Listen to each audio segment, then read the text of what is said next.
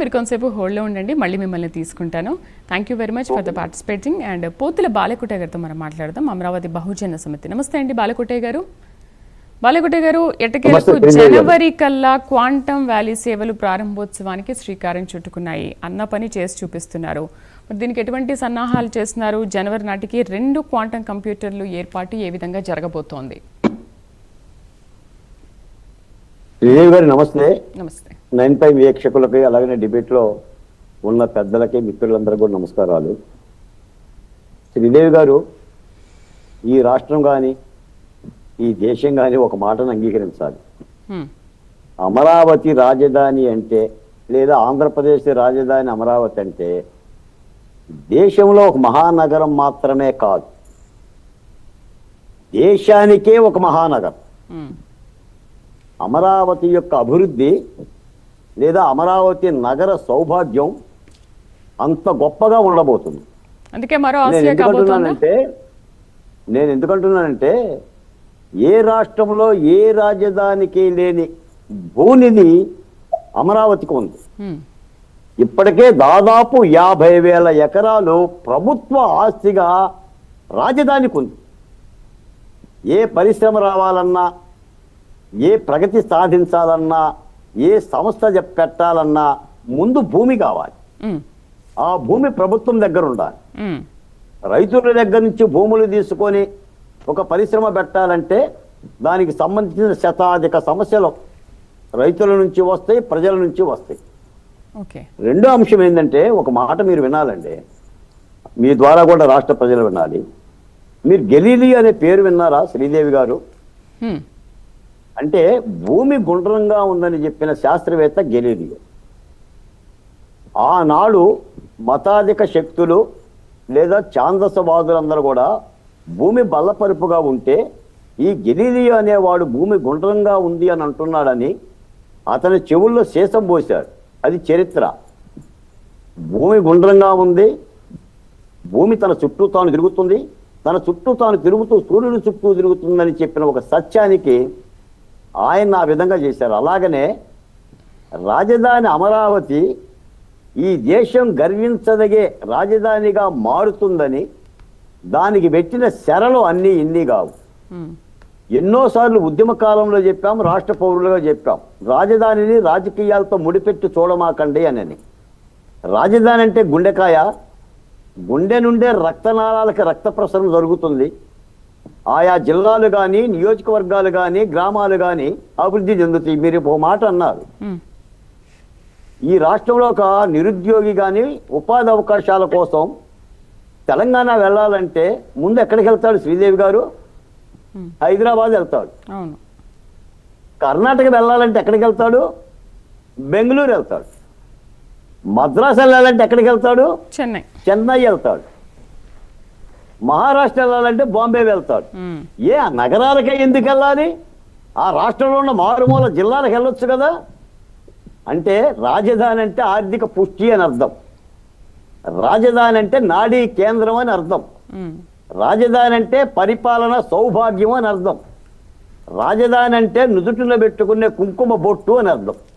బొట్టు లేకపోతే హిందూ ధర్మంలో ఎలా అయితే ముఖము మోము సరిగా ఉండదో, ఏ రాష్ట్రానికి రాజధాని లేకపోయినా కూడా అదే పరిస్థితి. కాబట్టే అమరావతి కొత్త రాజధాని, కొత్త శిశువు, సాఫ్ట్వేర్ వస్తుంది, గూగుల్ డేటా వస్తుంది, క్వాంటమ్ వాలీ వస్తుంది. 100 కోట్ల రూపాయలతో దుబాయ్కి సంబంధించిన అంతర్జాతీయ గ్రంథాలయ సంస్థను ఏర్పాటు చేస్తున్నారు అమరావతిలో. 100 కోట్ల రూపాయలతో 12 బ్యాంకులు ఎట్ ఏ టైం ఈ రోజున శంకుస్థాపన జరుగుతున్నాయి. సిఆర్డిఏ భవంతిని మీరు చూడరా? మీరు ఇందాక డిబేట్ లో మాట అన్నారు అమరావతిలో గ్రాఫిక్స్ అని. ఎవరైనా అమరావతిలో ఇంకా గ్రాఫిక్స్ ఉన్నాయని భావిస్తే అది వైసీపీ కానీ, వైసీపీ సోషల్ మీడియా వాళ్ళు కానీ సిఆర్డిఏ భవంతికి దూకితే అర్థం అవుతుంది.